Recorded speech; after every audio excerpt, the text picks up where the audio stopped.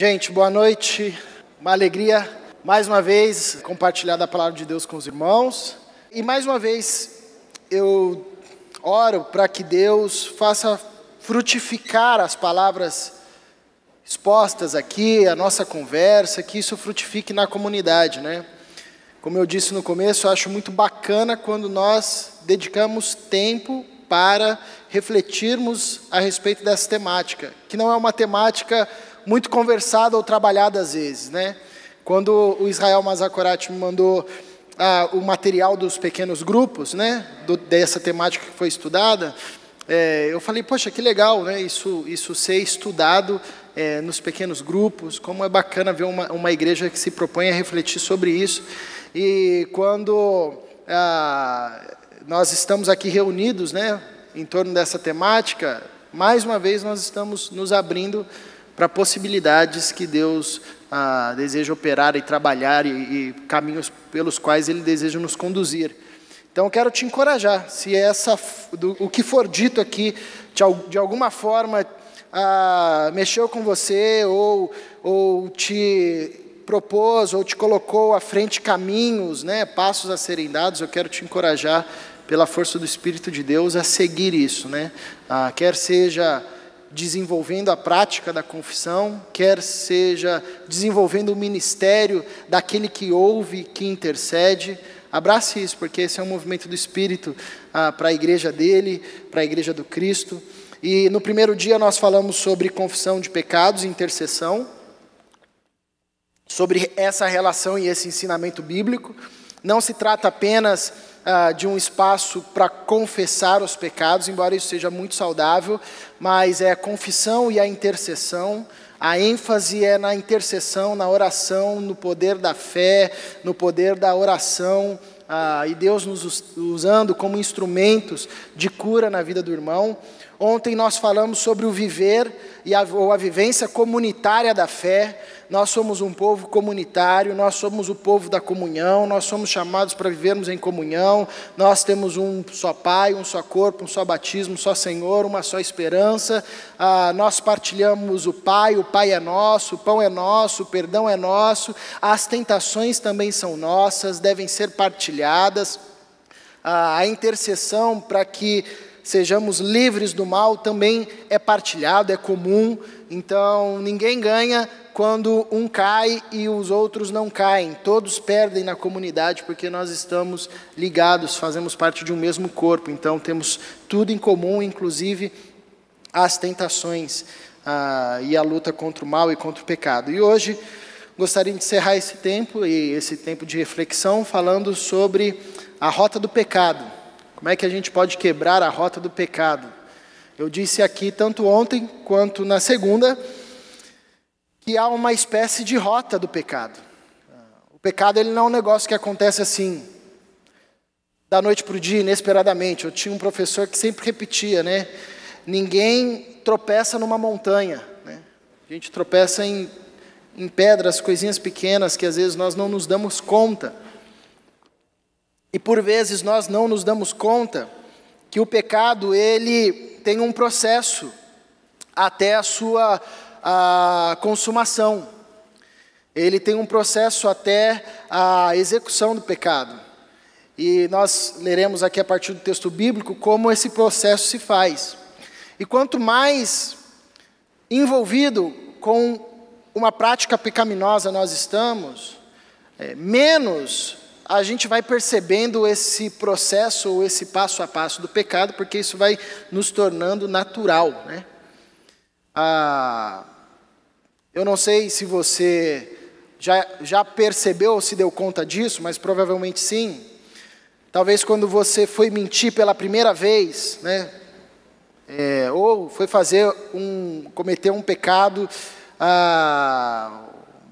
que requeria um pouco mais assim de ousadia, né?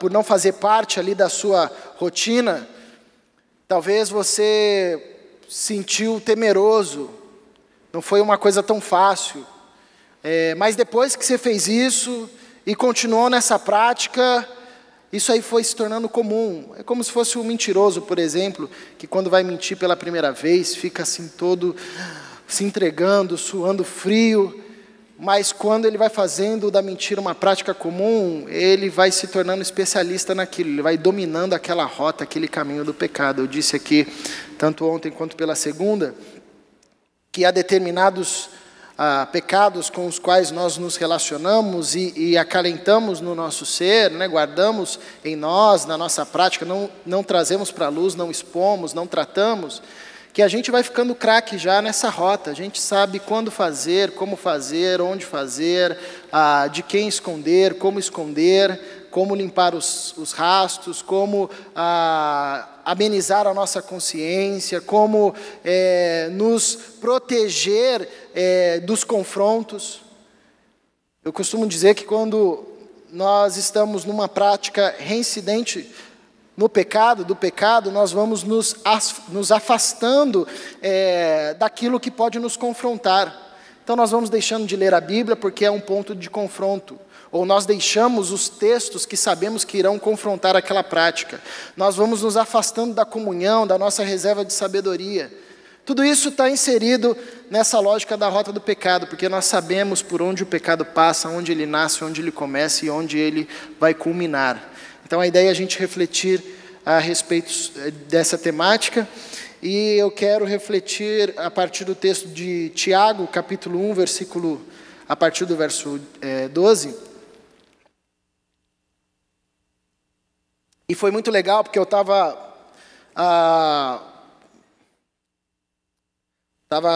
já planejado refletir a partir desse texto, e hoje conversando com o Maza, é bacana quando a gente se propõe a conversar a respeito da Bíblia com os irmãos, né?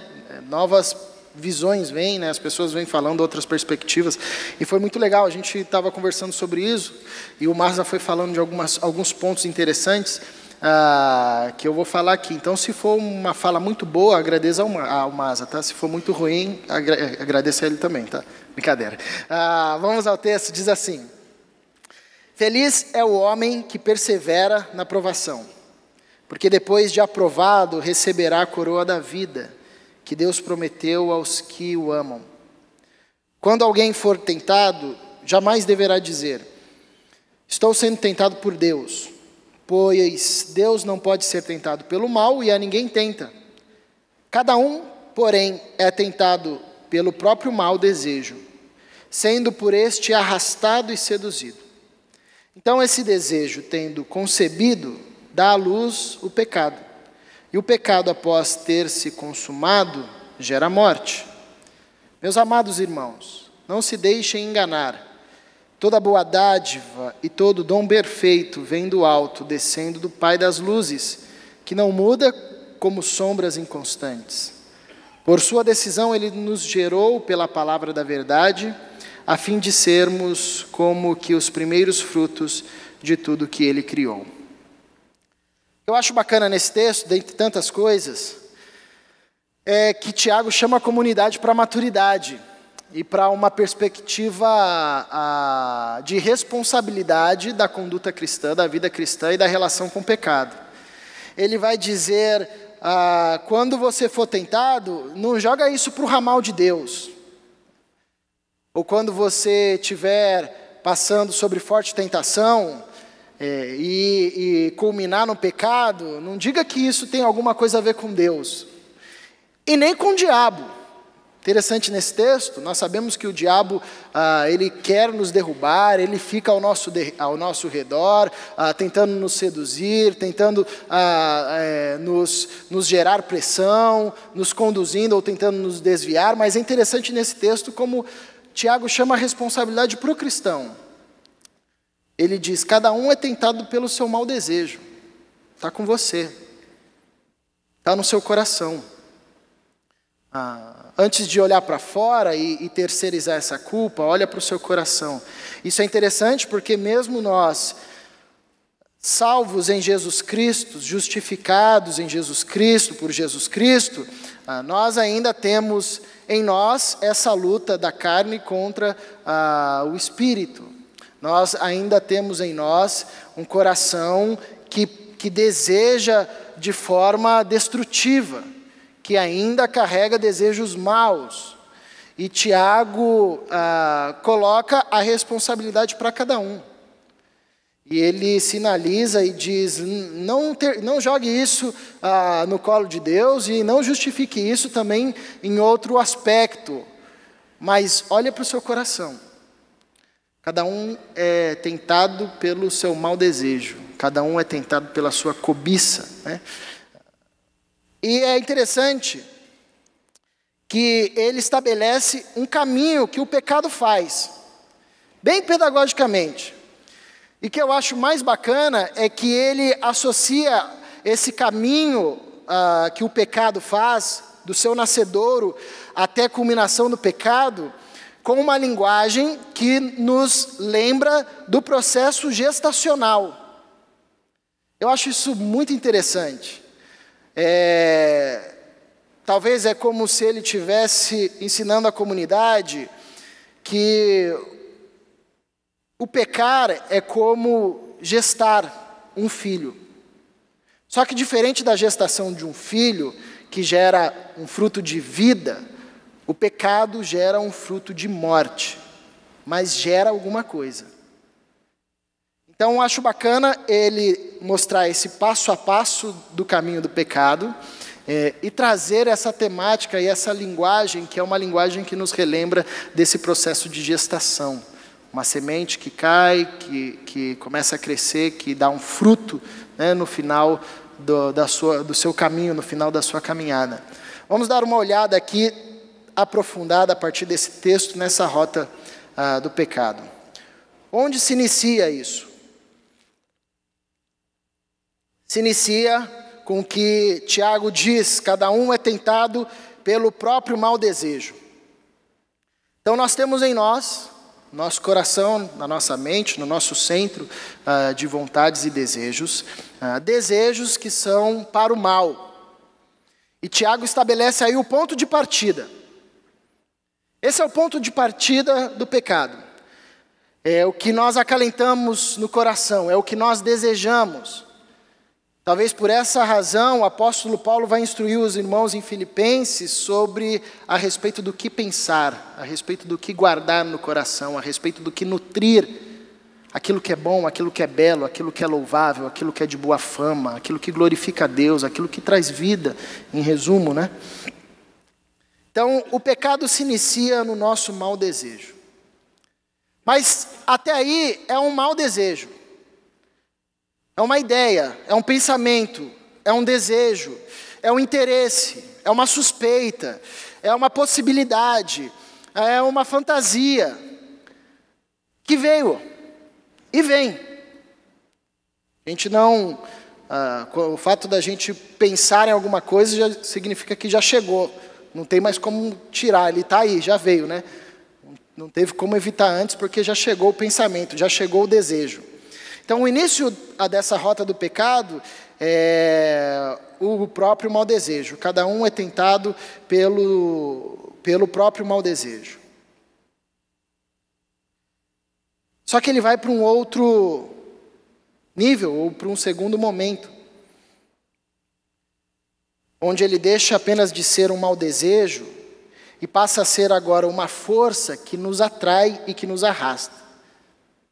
Quando Tiago diz, sendo por este mau desejo, arrastado e seduzido. Então agora não é mais apenas uma ideia, agora não é mais apenas uma vontade, agora não é mais apenas uma fantasia, agora não é mais apenas uma suposição, agora é um desejo que tem uma força, que exerce uma força sobre nós e que nos conduz, mesmo que mentalmente, e que nos conduz, mesmo que emocionalmente ou fisicamente, com essas palavras fortes, como Tiago usa, de arrastar e seduzir. Agora, já não somos mais nós que exercemos força sobre esse mau desejo, mas agora ele começa a exercer uma força sobre nós, sobre os nossos membros, sobre os nossos passos, os nossos caminhos, né? Ele nos seduz, ele nos arrasta. E aí ele continua dizendo, Cada um é tentado pelo seu próprio mau desejo, sendo por este arrastado e seduzido. Então, esse desejo, tendo concebido,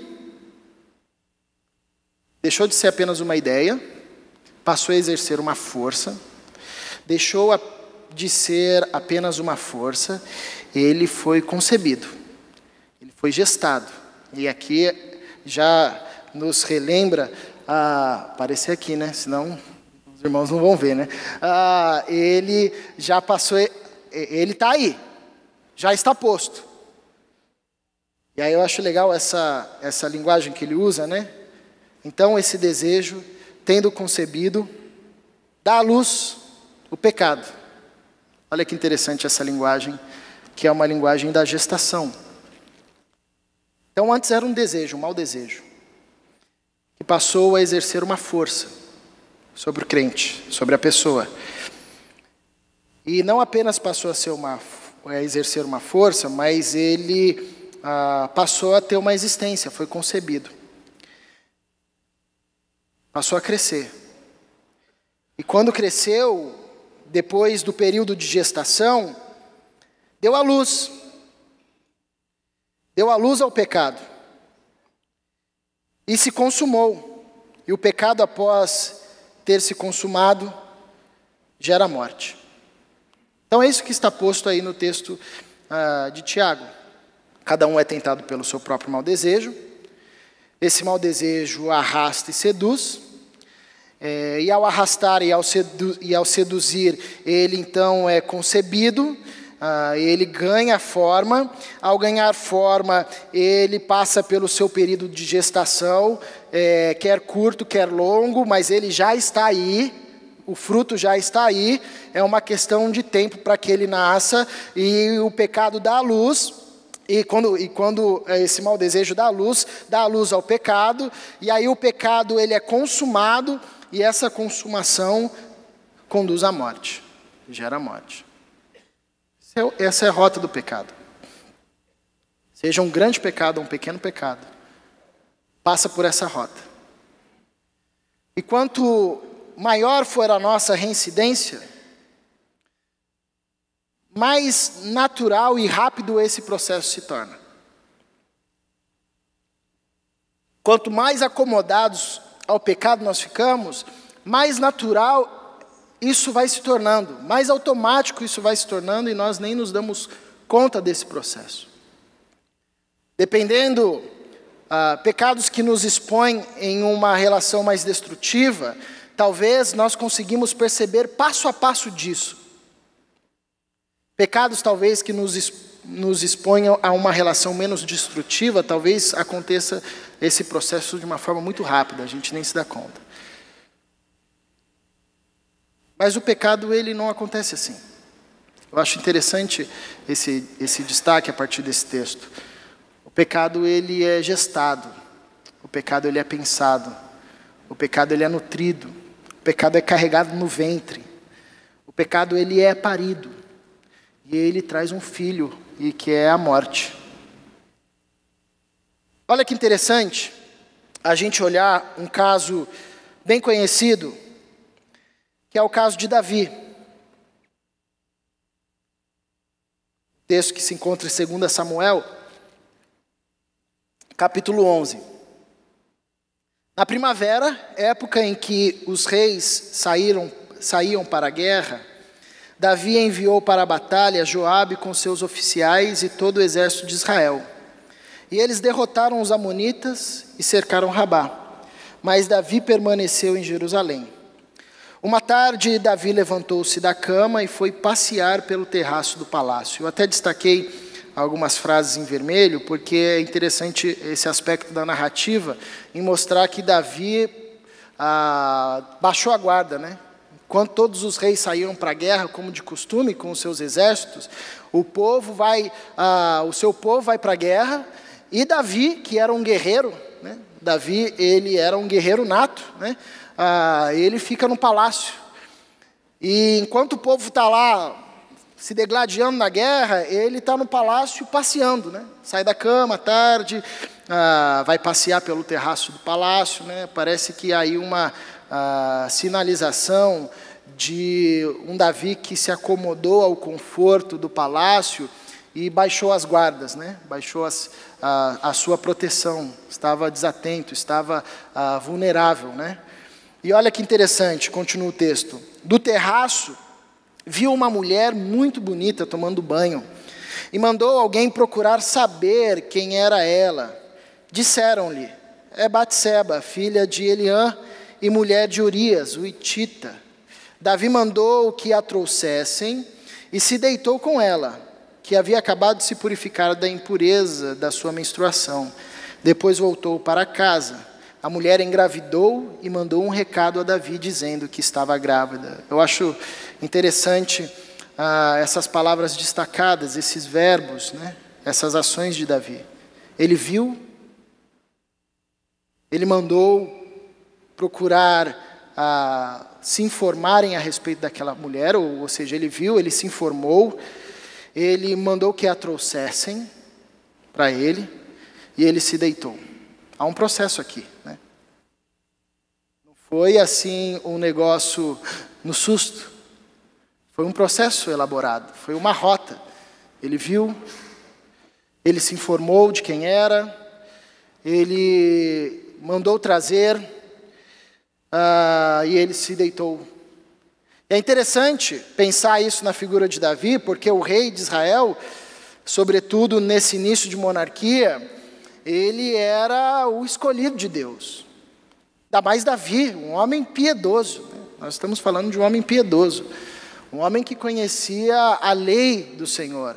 Um homem que era temente ao Senhor. Um homem que, por tantas vezes, teve a oportunidade de matar Saul, por exemplo, mas por temer ao Senhor, não fez isso. E é interessante que parece que Davi distancia a sua reserva de sabedoria, porque em nenhum momento nesse processo, nem quando ele fica no palácio, enquanto todos vão para a guerra, e nem enquanto ele vê a mulher, uma mulher com uma família casada, e nem no momento que ele manda se informarem sobre ela, ou manda trazê-la para ele, em nenhum momento aparece alguém ali dos seus serviçais para o confrontá-lo, né? Então parece que a reserva, os conselheiros de Davi, ou a reserva de sabedoria de Davi, de alguma forma foi silenciada, ou estava pactuada com aquilo, ou ele se distanciou disso. E mesmo que não fosse isso, nem a lei de Deus guardada e gravada no seu coração, a qual ele sabia e conhecia, parecia que lhe fazia confronto, né? Então há uma rota aqui. Vamos ver essa narrativa a partir da lógica de Tiago. Cada um é tentado pelo próprio mau desejo, sendo por este arrastado e seduzido. Então esse desejo, tendo concebido, dá à luz o pecado, e o pecado, após ter se consumado, gera morte. Cada um é tentado pelo próprio mau desejo. E nós lemos a narrativa dizendo que Davi viu uma mulher muito bonita tomando banho. Ele viu. Lhe veio um desejo, lhe veio uma ideia, lhe veio um pensamento, lhe veio uma fantasia.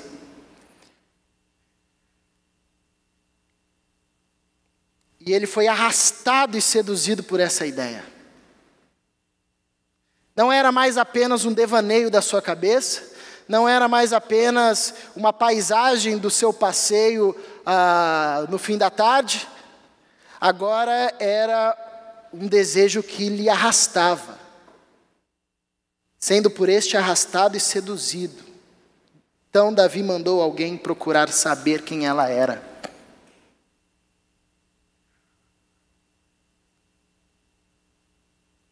Então esse desejo, tendo concebido, ele se informou, ele sabia agora quem era, já estava formado no seu ventre aquilo que antes era um mau desejo e que lhe arrastou e que agora estava concebido. Davi mandou que a trouxessem. Ele não apenas viu, ele não apenas se informou, mas ele agora a trouxe para si. Concretizou A sua fantasia lá no começo, agora estava ali diante dele. E como diz Tiago, esse mau desejo, depois de concebido, ele dá à luz. E o texto diz na narrativa que Davi se deitou com ela. Olha que interessante esse passo a passo, essa rota, esse processo. E o pecado, após de ter se consumado, e o texto diz que depois que ele se deitou com ela, acabou, ela foi para a casa dela e ele permaneceu no palácio. Depois voltou para a sua casa. E após ter se consumado, gera a morte. E a gente conhece o restante da narrativa. E quanto de morte gerou essa experiência de Davi? Custou a vida de um dos seus valentes, Urias. Um homem que lutava por Davi até a espada, o cabo da espada se misturar com a mão. E eles não saberem mais o que era mão e o que era espada. Eram os valentes de Davi. Custou a vida de Urias. Gerou morte, deixou uma mulher viúva. Gerou morte, um bebê morreu. Gerou morte, a família de Davi viveu sobre um juízo foi ter consequências futuras. Porque é esse o desdobramento do pecado, invariavelmente não. Sempre gera morte. O pecado é um filho que nasce morto. O pecado é um processo gestacional que gera morte. Então está aí, posto. O que Tiago apresenta, bem detalhadinho na trajetória de Davi.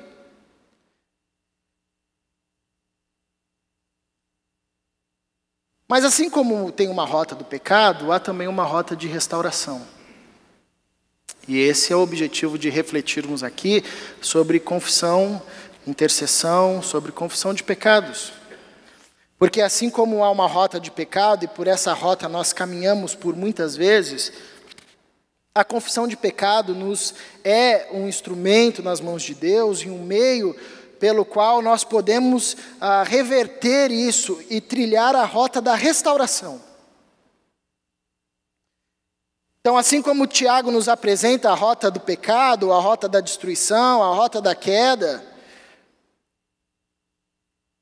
como no caso de Davi, por exemplo, que passou por esses caminhos e viu gerar a morte, nós podemos reverter isso e trilhando a rota da restauração através da confissão de pecados. Então o que eu faço, Caleb? Eu passei por essa rota aqui, igual Davi. Fui assim, certeiro. A gente aplica o que Tiago nos encoraja a fazer, a confessarmos os nossos pecados uns aos outros e orarmos uns pelos outros para sermos curados,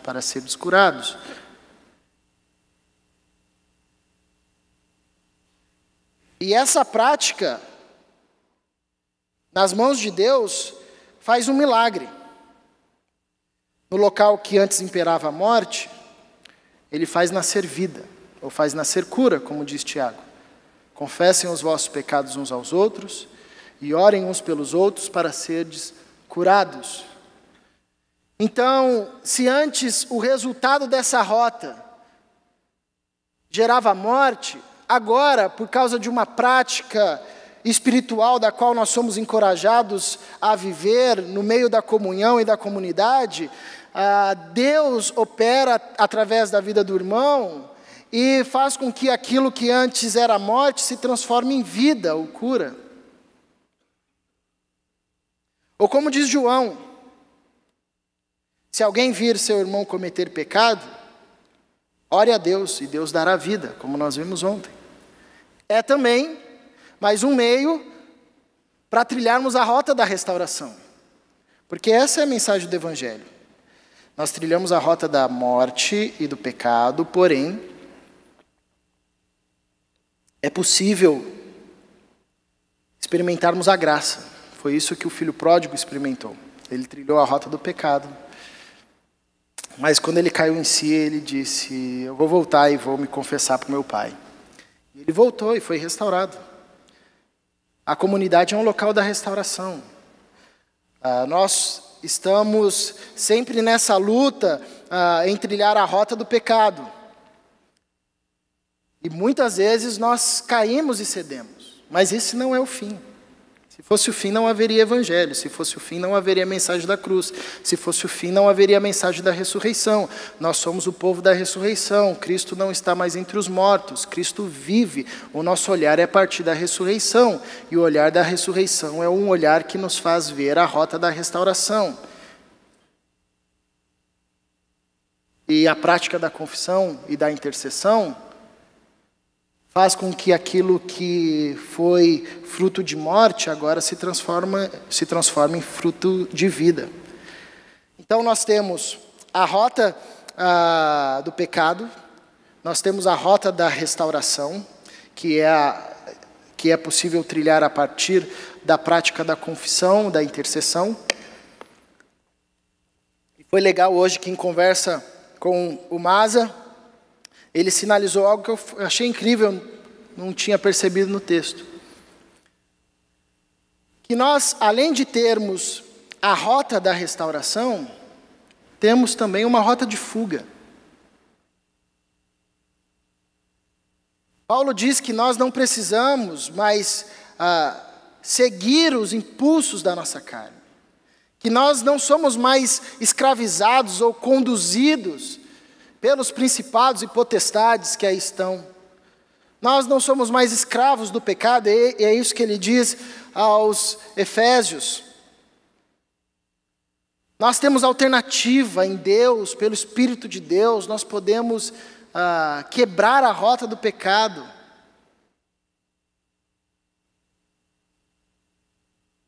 E é o que nós podemos conhecer como rota de fuga.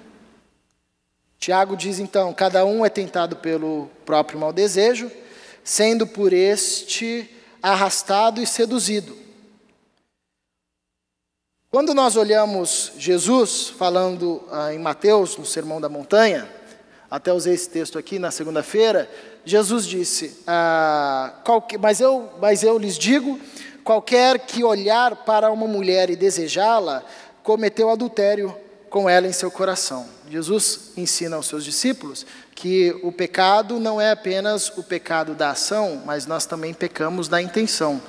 Então, não há diferença entre o sujeito, em termos de pecado, envolvimento com pecado, do sujeito que consumou um adultério e do sujeito que concebeu o adultério no coração, desejou, cobiçou e consumou aqui no seu coração.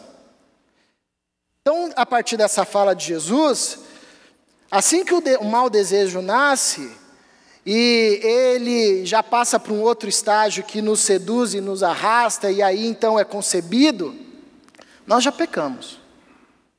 É uma questão, o fruto está aí, está posto, e ele vai gerar morte, porque o pecado já tomou a sua forma.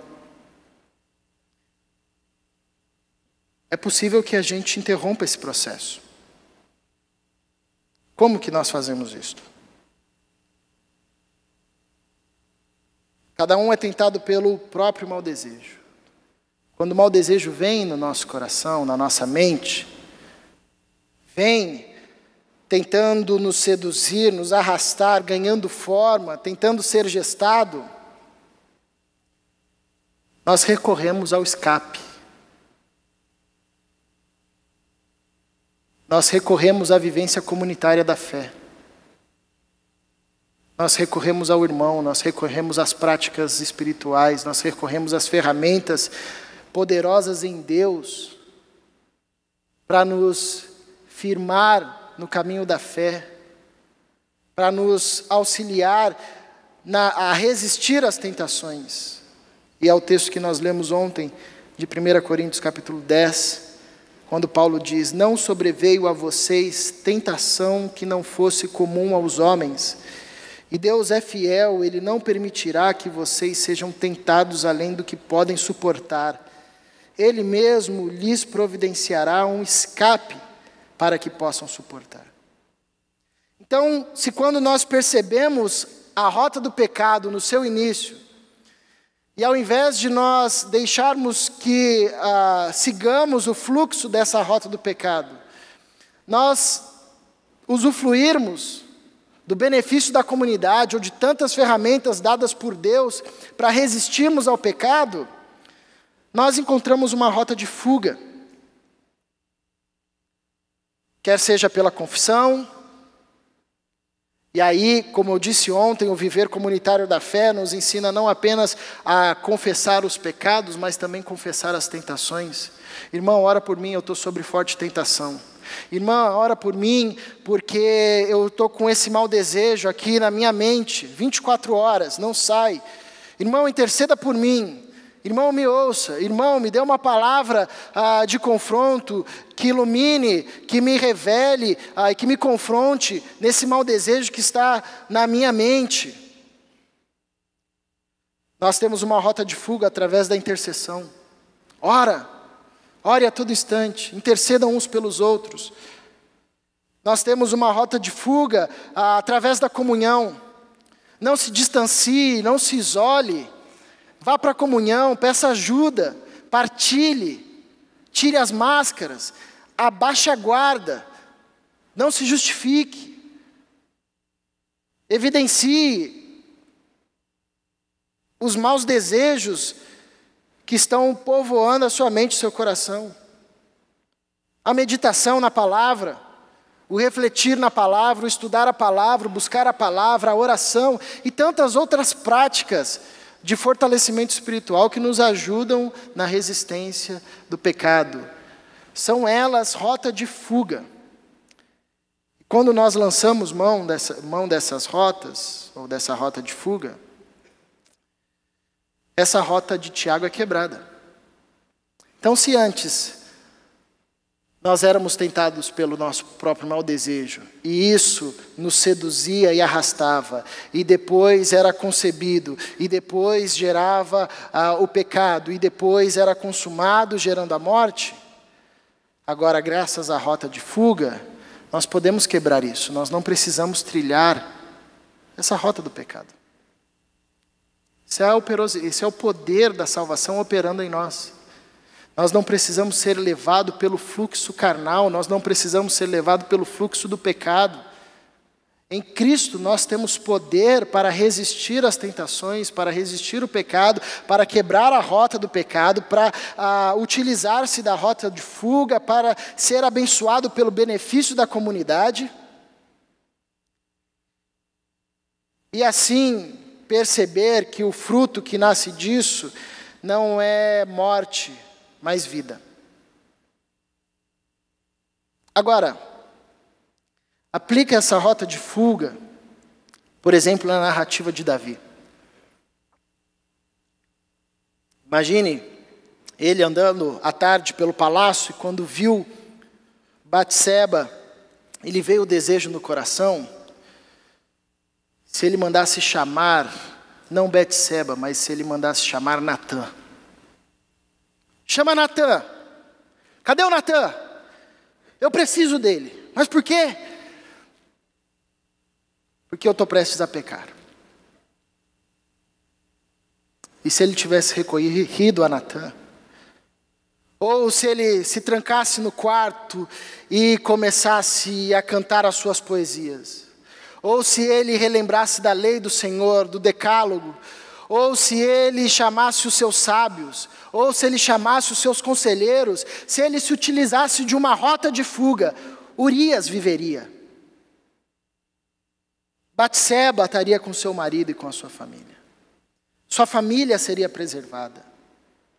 Sua história não seria manchada.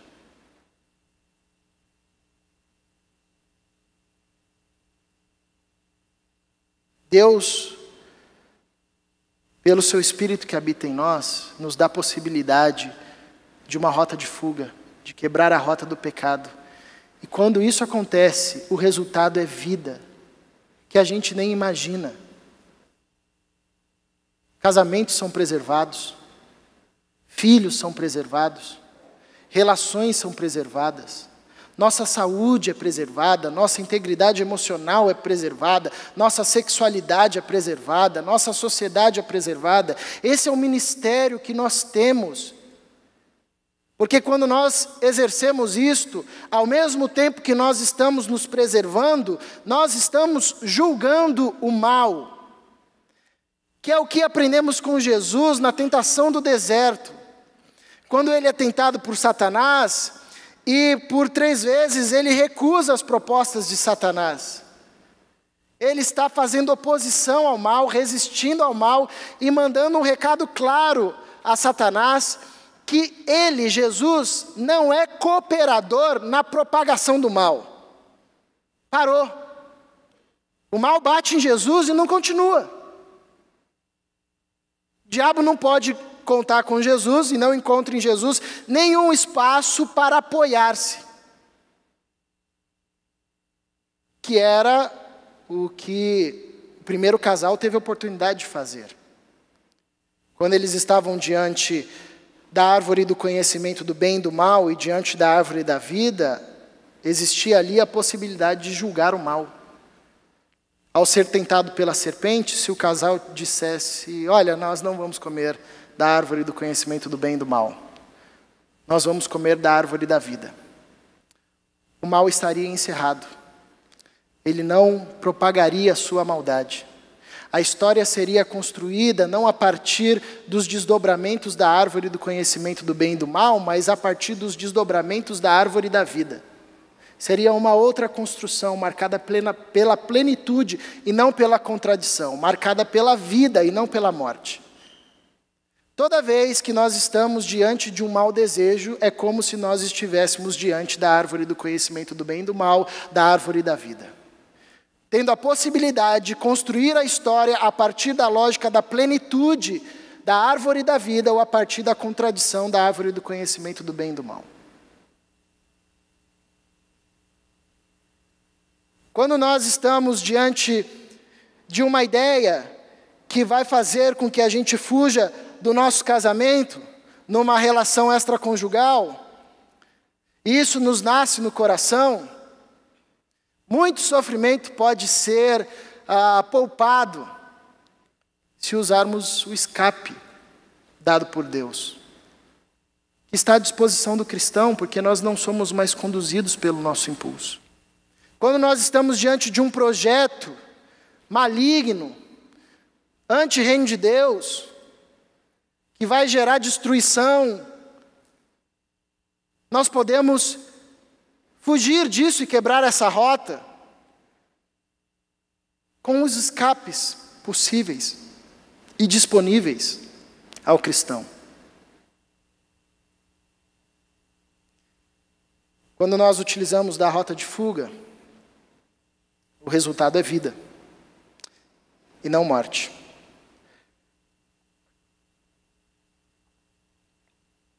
Por isso, talvez Tiago vai começar o texto dizendo: feliz é o homem que persevera na provação, porque depois de aprovado receberá a coroa da vida, que Deus promete aos que o amam. Quando alguém for tentado, jamais deverá dizer: estou sendo tentado por Deus. Às vezes é muito difícil falar sobre a tentação ou provação, porque no termo grego é a mesma palavra, né? A mesma palavra pode ser traduzida por tentação ou provação. Mas aqui nesse texto, e aí até a iluminação do Maza, achei muito interessante isso. Provação ou tentação, ou teste, né, se revela depois do encaminhamento. Se nós, ao surgir essa ideia no nosso coração, seguirmos a rota do pecado, então nós resolvemos fazer daquele teste uma tentação. Porém, se ao surgir a ideia ou o desejo, nós lançarmos mãos do escape que temos e quebrarmos a rota de pecado, então isso nos torna uma provação e nós fomos aprovados.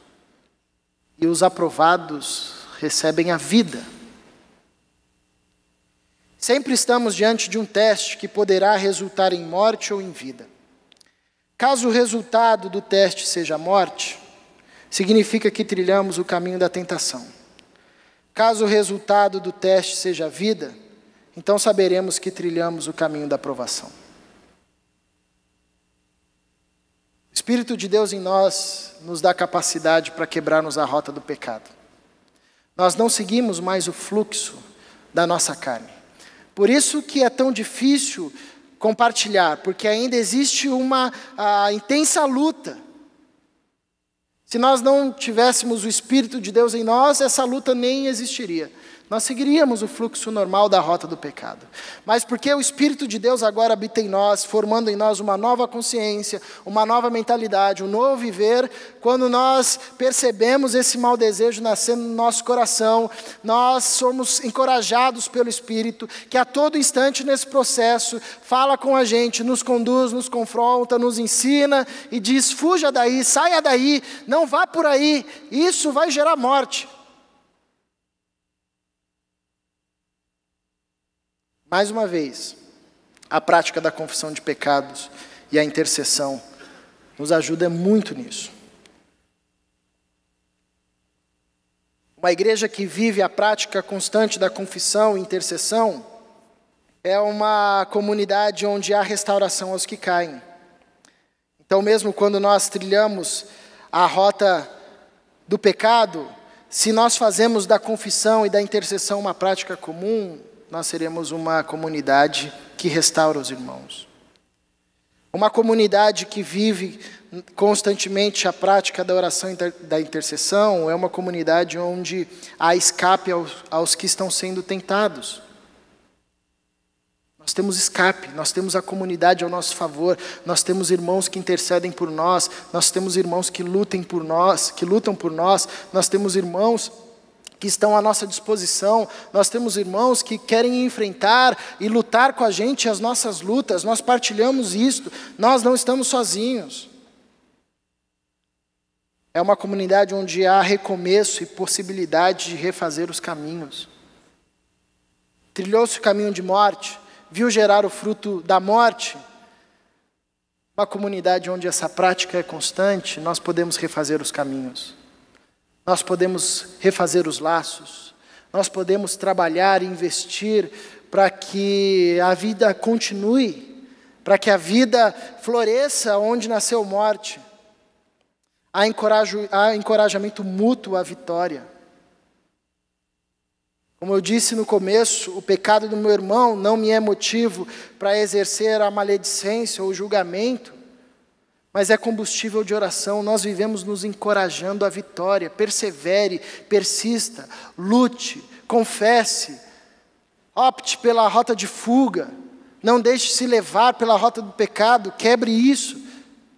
Nós vivemos nos encorajando. É uma comunidade onde há possibilidade de evitar fins trágicos logo em seus começos. É uma comunidade onde a gente pode poupar famílias de sofrimentos profundos. É uma comunidade onde a gente pode poupar jovens e adolescentes de sofrimentos profundos. É uma comunidade onde a gente pode poupar pessoas de trilharem um caminho da angústia desesperadora. É uma comunidade onde a gente pode poupar crianças de sofrimentos. É uma comunidade onde a gente pode poupar os irmãos e as irmãs de fins trágicos logo em seu começo, quebrando a rota do pecado. A força do Espírito não deixando que essa rota se concretize gerando fruto de morte, mas usando a rota de fuga, o escape de Deus, para que a gente receba e desfrute do fruto da vida. Por fim, meus irmãos, a prática da confissão e intercessão nos conduz à plena comunhão. A comunhão nos possibilita a restauração e também o livramento da queda. Nisso vemos o benefício da comunidade, restauração e livramento. Está aí à nossa disposição. Uma comunidade centrada em Cristo, na cruz e da ressurreição, é uma comunidade que disponibiliza aos seus restauração e livramento. Isso significa que ninguém precisa andar só. Isso significa que ninguém precisa trilhar a rota da morte. Isso significa que ninguém precisa permanecer em estado de morte. Isso nos convida a confessarmos e orarmos uns pelos outros. Nós não precisamos andar sozinhos. E sabe qual é a tristeza? É que a gente anda sozinho. Nós não precisamos carregar o peso da culpa ou de um vício que nos prende sozinhos. Mas sabe qual é a tristeza? É que nós carregamos isso sozinhos. Talvez por essa razão a gente tenha recebido muitas perguntas dizendo: mas como que a gente faz? Como é que a gente confessa? Como é que a gente dá o primeiro passo? Talvez é uma necessidade, e na verdade é uma necessidade nossa, porque por mais que nós tenhamos esse benefício da comunidade, da restauração e do livramento, muitas vezes nós não usufruímos disso.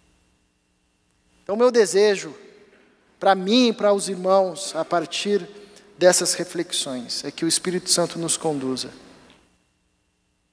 nessa caminhada para que a gente tenha irmãos, amigos espirituais com os quais nós possamos confessar os nossos pecados, orarmos uns pelos outros, experimentarmos a cura, tendo assim à nossa disposição, como benefício da comunidade, um escape para que a rota do pecado seja quebrada, seja rompida. E o nosso fruto não seja a morte, mas seja a vida.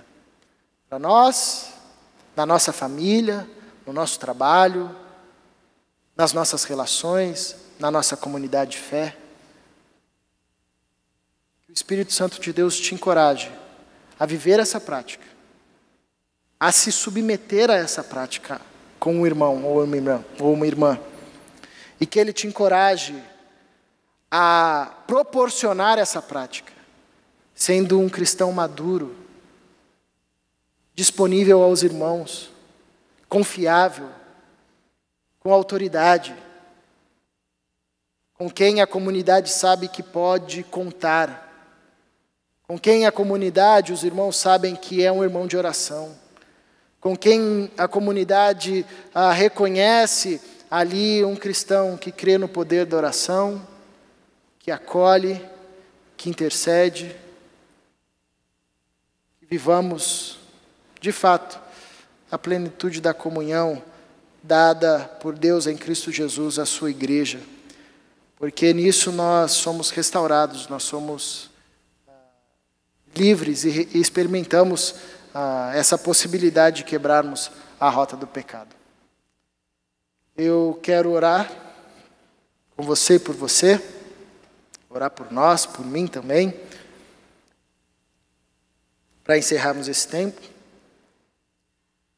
Convido você a fechar os seus olhos e a ter um tempo de oração. Como eu disse aqui, nos dias anteriores, talvez ao longo dessas falas, Deus foi trazendo à sua mente situações, pessoas, momentos, pecados, rotas que precisam ser quebradas, passos que precisam ser dados. Peça a Deus que te dê coragem, estratégia, sabedoria para trilhar os passos necessários, para que o que foi dito aqui se consuma na sua vida, na minha vida, na nossa vivência comunitária. Ninguém precisa andar sozinho. Ninguém precisa lutar sozinho. E quem trilha esse caminho cai. Quem trilha esse caminho sucumbe. O Senhor nos deu rota de fuga. A comunidade nos é uma rota de fuga. O irmão, a irmã nos é uma rota de fuga. Nós podemos quebrar a rota do pecado em Cristo Jesus, pelo benefício da comunidade, como instrumento de Deus. nós podemos evitar fins trágicos logo em seus começos. Tenhamos fé, coragem, e caminhemos nessa direção. Deus, faça florescer de tudo que foi dito aqui, aquilo que vem de Ti. Floresça, cresça, dê fruto de vida na nossa vida, a essa igreja, para a Tua glória, Senhor. Senhor, encoraje aqueles irmãos e irmãs que estão exaustos e cansados de lutarem sozinhos. Dê a eles coragem para compartilharem e viverem a vivência comunitária da fé, partilhando o pão, partilhando o perdão, partilhando as tentações e os pecados. Senhor, faça de nós discípulos maduros, cheios do Teu poder, da Tua graça, do Teu Espírito, para sermos instrumentos na vida do nosso irmão de edificação. Que o Senhor proporcione a essa igreja, Deus, espaço onde possa existir o irrompimento da comunhão através do partilhar dos pecados, da intercessão mútua. Lembra-nos, Senhor, que nós não precisamos mais viver conduzidos e arrastados pelos nossos desejos carnais.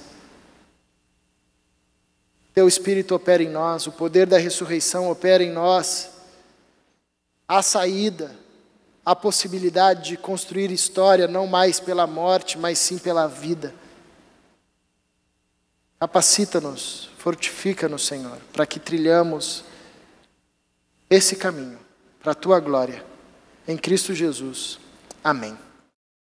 Bom, gente, nós temos algumas perguntas de ontem que a gente não conseguiu responder. Algumas que chegaram agora para nós. Eu queria começar com uma pergunta que foi feita por várias pessoas, né? E aí eu queria, até para você descansar um pouquinho da sua fala, tudo, eu queria tentar arriscar aí uma resposta e aí depois vocês podem completar se acharem necessário. A pergunta é relacionada a pequenos grupos, né? Se os pequenos grupos, sendo a Ibaviva uma igreja grande e tal, se os pequenos grupos são um ambiente onde pode-se assumir essa função aí de confissão de pecados uns aos outros, né? O pequeno grupo, ele é um catalisador para relacionamentos, né? Claro que aqui dentro, né, nos nossos encontros dominicais, na comunidade, dificilmente nós aprofundamos relacionamentos com encontros de corredor. Aprofundamos relacionamentos quando nós temos comunhão de mesa, comemos juntos, conversamos, olhamos olhos nos olhos, muito além do trivial, bom dia, boa tarde, boa noite, etc., né? Então, o pequeno grupo, ele é um catalisador de relacionamentos e, sem dúvida, o pequeno grupo pode, sim, assumir uma função de gerar relacionamentos, gerar amizades espirituais, de confiança, onde a confissão mútua dos pecados não precisa necessariamente acontecer no pequeno grupo, no encontro do pequeno grupo, né? Não que não deva, mas não precisa acontecer. Confissão pode acontecer pessoalmente, a partir desse movimento que o pequeno grupo gera, uma comunhão em um grupo menor, um espaço mais seguro, onde nessas amizades criadas a gente consegue aprofundar em relacionamentos. Se tiver alguma observação aí, alguma coisa a acrescentar. E aí as outras perguntas que eu quero fazer. A primeira eu vou direcionar aqui para o Caleb, que é o seguinte: se uma pessoa me procura para confessar o pecado e eu tenho o mesmo pecado que essa pessoa, nós duas conseguimos nos ajudar ou nós precisamos buscar uma terceira pessoa? Legal. se isso acontecer, você dá a mão para essa pessoa e canta hoje é um novo dia de um novo tempo. Brincadeira. Consegue, eu acho bacana, eu acho que isso é até libertador, porque você vai encontrar um irmão que enfrenta uma mesma luta. E o poder é o poder da oração. Agora, se você se percebe numa mesma situação ali também, como alguém adoecido por aquele pecado, você tem aí um irmão, mais um irmão, para que juntos vocês recorram também a uma outra pessoa. Acho que é também válido, né? É igual quando você vai aconselhar, por exemplo, no ministério pastoral, você um pastor novo, existem demandas que chegam, por exemplo, lá na igreja para mim, que eu percebo que eu não dou conta. Falo, olha, eu estou aqui, oro com você, mas eu acho que seria mais eficaz você passar com um pastor X, porque ele tem mais experiência até nessa área. Então, assim, eu acredito que os dois possam se ajudar, porém, se você percebe que é também uma área débil, não há nenhuma vergonha ou nenhum demérito em juntos recorrerem a uma terceira pessoa. É até bacana porque vocês farão isso juntos, né, encorajando um ao outro, né, e nesse processo tão difícil de confessar e de buscar ajuda e auxílio. Muito bem. Tem uma outra que a pergunta foi dirigida ao Caleb, mas como se trata do Celebrando a Recuperação, que é um ministério da Iba Viva, e que de nós três, a pessoa que melhor conhece o Celebrando a Recuperação é o André, eu vou tirar essa pergunta de você e vou passar para o André. É a seguinte, eu frequento o Celebrando a Recuperação e estou finalizando o estudo de passos aqui na Iba Viva. Nisso, as palavras do Caleb simplesmente têm tudo em comum com a realidade do nosso grupo. Você acredita que a própria igreja se nega a assumir os próprios pecados, quando a grande maioria dos irmãos não se propõe a conhecer um projeto tão libertador, porque num determinado momento é necessário ter uma madrinha ou um padrinho para confessarmos os nossos pecados? Você acha que o preconceito e o orgulho são os principais motivos dessa resistência? Eu estou direto mesmo no Celebrando, acho quase 2 anos, agora quase toda quarta-feira. Tenho revisto todas as mensagens, tenho tentado trabalhar um pouco mais mensagens mais aplicadas mesmo ao texto e ao contexto. Eu gosto muito do Celebrando e acredito que todo cristão deveria passar uma temporada no Celebrando, porque ele ensina bastante esse processo. Entretanto, não é o único lugar que acontece confissão. Não acho que eu posso medir que a igreja não tem praticado a confissão por causa da quantidade de pessoas dentro do Celebrando. Pelo contrário, eu acredito que um gabinete pastoral tem sido um lugar, pelo menos, de muita confissão, e eu tenho experimentado e visto o quanto esse processo da oração é uma verdade. Não quero aqui dizer que vocês não deveriam estar no Celebrando, acredito que deveriam estar, mas o Celebrando não é o único lugar de confissão e de crescimento dentro de uma igreja. O próprio pequeno grupo também serve um gabinete, um escritório, uma conversa com um pastor serve, uma corrida no meio da represa, numa conversa serve, que termine com a confissão e oração, ela é também, sem dúvida nenhuma. Muito bem. E aí eu vou jogar essa pergunta e aí um dos dois pega ela no ar aí. Paulo fala em 2 Coríntios capítulo 7, sobre a tristeza segundo o mundo, que entendo que é uma tristeza não sincera em relação ao pecado, algo como um remorso ao invés de um quebrantamento. O que fazer quando você percebe que a confissão da outra pessoa não é realmente sincera? Quando você percebe que essa pessoa está mais preocupada com as consequências do pecado do que com o pecado em si? O que a gente faz num caso como esse? Esses dias, dá um exemplo prático, né? Eu tenho caminhado com um jovem lá na igreja que confessou que tem um problema com mentira. Ele mente, né? Sim, não uma mentira, ele tem uma prática mentirosa. Ele mente para a esposa, ele inventa histórias, né? Ele usa conscientemente a mentira como um recurso.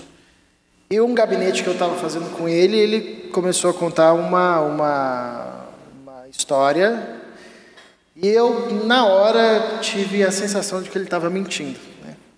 E eu fiquei numa encruzilhada. Eu falei, eu passo um pano aqui e ouço a história do cara e depois oro, ok?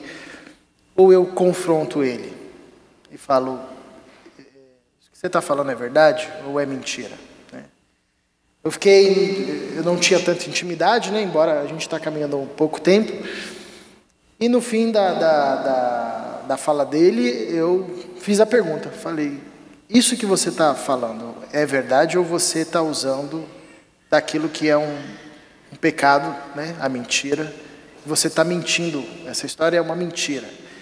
Eu fiz a pergunta, ficou aquele climão assim, né? Aí, foi legal, mas foi assim bacana porque ele falou, ele reconheceu, ele disse, eu estou mentindo. Acabei de mentir. E aí nós oramos. Então eu acredito que assim, se você tem essa abertura e percebe ou tocado por Deus, ou percebe que há ali uma relação sincera na fala, na confissão, é aí um papel de confrontar em amor, obviamente, né? De tentar trazer o sujeito para a luz, né? Porque é muito difícil, quando a pessoa vai trilhar o caminho da confissão, as pessoas, nós temos o costume de justificar ou de rodear muito, né? Ou de não trazer tudo para a luz. E o papel de quem escuta, além de orar, é também ser alguém que ajude a pessoa. Então, encoraje a pessoa a trazer tudo para a luz, né? A trazer tudo para a luz. Eu sempre, quando ouço alguém, eu digo, você trouxe tudo para a luz? Está posto na luz? Aqui é o local, você pode trazer isso aqui. Eu não estou aqui para te julgar, não estou aqui para ser juiz, então traga para a luz, sinta-se à vontade, encoraja, né? Encoraje a pessoa. Então, acho que numa situação dessa, cabe aí muito tato e muito discernimento, porque depende da construção da relação, mas eu acho que vale a pena um encorajamento à pessoa para que ela use esse espaço para exercer sinceridade, né? Tirando casos, alguém até perguntou, né? De questões patológicas, de gente que fica usando esse processo de vitimização, que aí eu acredito que é um outro tipo de acompanhamento, né? Porque aí já é um desencontro, né? Ali das questões do pensamento, da mente, né? Tirando esses casos, em casos dessa relação, eu acredito que vale a pena, entendo o ambiente, o encorajamento para que a pessoa traga tudo para a luz de forma sincera, autêntica, né? Porque esse é o espaço. Muito bem. O processo de cura do pecado, isso aí tem, essa pergunta chegou agora e é sobre a sua palestra de hoje à noite. O processo de cura do pecado, como parte da santificação do crente, elimina qual dos passos da rota do pecado? O mau desejo deixa de existir ou somente se evita que esse mau desejo seduza, conceba e dê à luz? Consegue-se eliminar as compulsões através da cura, ou essas compulsões são abafadas e dominadas pelo Espírito, mas que vão continuar lá dentro da gente? Legal, pergunta legal. É o desafio da fé cristã e da caminhada cristã, é a formação da mente de Cristo em nós. Nós sabemos, né, que não alcançaremos a plenitude dessa vida aqui, mas nós somos encorajados pelo apóstolo Paulo, em outros textos da Bíblia, a fazer morrer a nossa natureza terrena, né? E a desejarmos a mente do Cristo, né? Então eu acredito que é possível, através da oração, da comunhão, da caminhada e do crescimento da fé e da vivência da fé,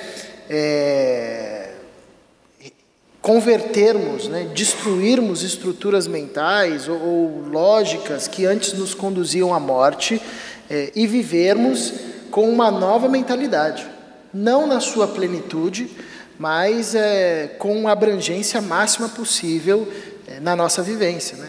Na verdade, esse é o processo de conversão. Aquele que roubava, não roube mais. Aquele que mentia, não minta mais. E não apenas numa questão de prática, mas, sobretudo, numa questão de transformação da mente, né? Aquilo não me é mais um desejo, né? Agora, isso não na sua plenitude, porque os efeitos do pecado, eles serão dizimados com a volta do Cristo e com um novo corpo. Nós ainda habitamos num corpo que vai sofrendo as consequências da morte, mas no corpo glorificado a gente vai ter isso de forma plena. Porém, é possível, através da oração, da intercessão, da confissão, da comunhão, enfim, do agir de Deus em nós, viver cada vez mais a plenitude do fruto do Espírito, né? Esse é o resultado da vida cristã. Sei quantos conhecem a história, e o que me deixa apaixonado também pelo Celebrando é porque o Celebrando ele se fundamenta nos 12 Passos de Alcoólicos Anônimos, e os 12 Passos de Alcoólicos Anônimos é a expressão máxima do que a gente está falando aqui. Um pastor e um médico, os dois alcoólatras, se encontram e precisam estabelecer a restauração deles e vencer compulsões, vícios e assim por diante. Então, por causa disso, um pastor e um médico, eles conseguem desenvolver um processo bíblico de restauração. Eu gosto muito disso. Eu tenho aprendido que a gente pode ser uma nova criatura e aquilo que nos dominava não domina mais. Entretanto, a guarda nunca é baixa. Continua sendo um espinho na carne, mensageiro de Satanás, que só enquanto eu entender que é sendo fraco que eu vou ser forte, essa reestruturação da forma de pensar, do raciocínio, da forma de falar, deixar de ser menino, se tornar adulto, homem, né, maduro, é que a gente consegue obter a vitória. Então, não acho que é um processo que eu diga, cara, eu já não sou mais isso, não. Pela graça de Deus, o Espírito Santo me deu vida e hoje ele já não domina mais, mas eu tenho que continuar na submissão. Interessante que todo esse processo, eu até respondi essa pergunta assim que a pessoa enviou, todo esse processo me faz lembrar muito aquela passagem, na hora me veio, e aí você falou também sobre dominar e tal, aquela passagem onde Caim, né, mata Abel. E aí, diante daquela cena, né, Deus chega e dá o alerta para Caim. Fala, olha, o pecado tá aí, né? Cabe a você dominá-lo, né? E o que a gente tem de mais profundo, né, e como nosso aliado e a força que a gente tem para dominar esse pecado é o Espírito Santo de Deus em nós. É por isso que domínio próprio é fruto do Espírito, né?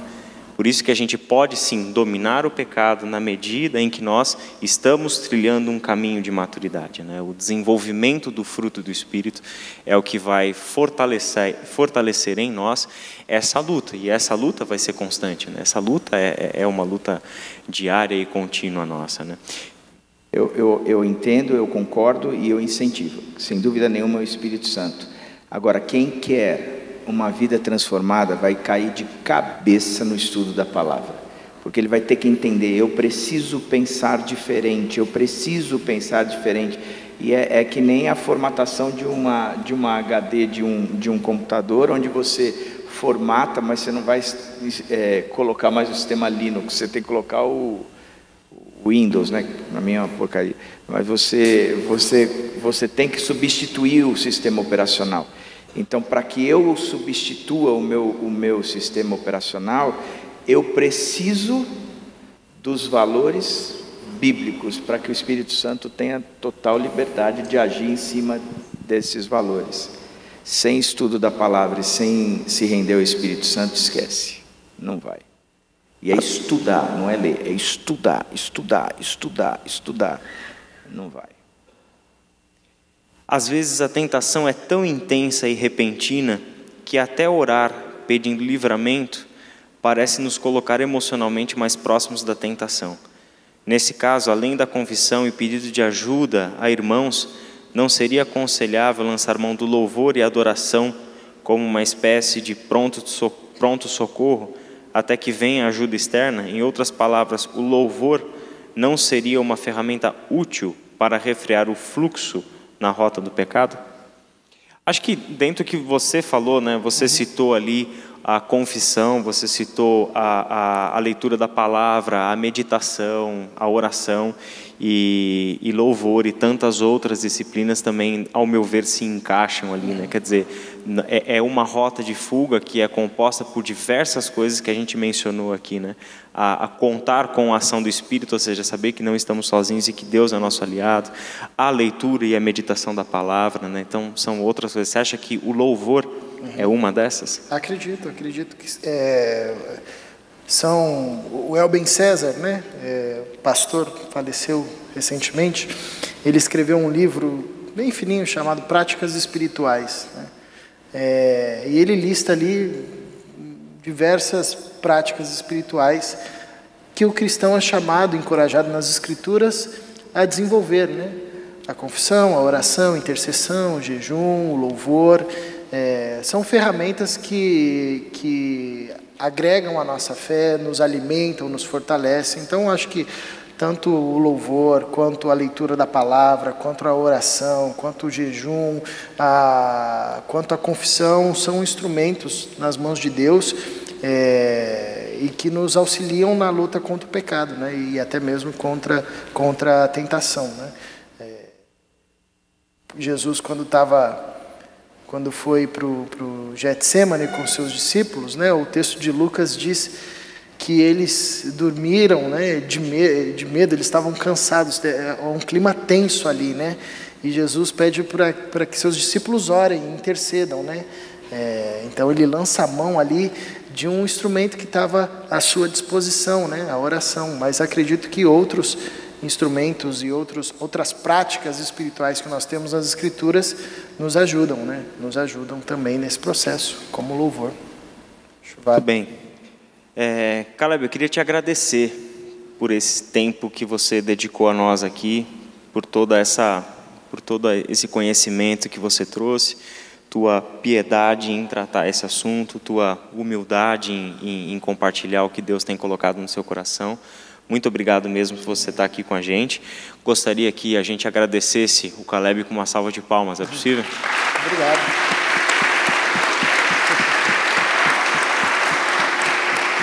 Eu que agradeço. Legal, que seja a primeira de muitas. Amém. Vamos ficar em pé e eu vou pedir para o André orar pela vida do Caleb e encerrando essa nossa semana teológica. Obrigado, Deus, pelo que o Caleb trouxe para a gente esses dias todos aqui, pelo conteúdo da Tua Palavra, pela experiência de vida dele, pela visão aplicada da Tua Palavra à vida. Te agradece muito, muito mesmo.